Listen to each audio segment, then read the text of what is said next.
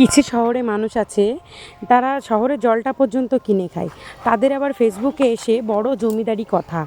তো আগের দিন আমি একটা ভিডিও দিয়েছিলাম, জল জমে গেছিলো এখানে, তো আমাকে কমেন্ট করছে কি তুমি কি বস্তিতে থাকো।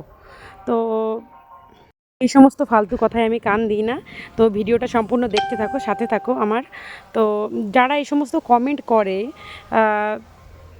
তারা কি কখনো ভাবে না যে আমি যাকে কমেন্টটা করছি সে কি ভাববে, কি সেইটুকু বোধ জ্ঞান যাদের নেই, তো তাদের কথায় কান না দেওয়াটাই ভালো। তো এখানে দেখো লেবু মাখাচ্ছি, লেবু পেড়ে নিয়ে এসেছি বাগানের থেকে।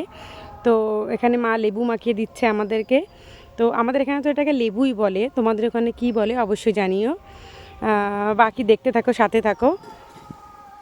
অনেক দিন পরে সবাই মিলে একসাথে এই লেবু মাখিয়ে খাওয়াটার মজাই আলাদা।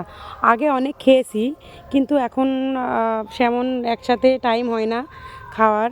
তো দেখো কেমন টেস্টটা রাখি বলুক।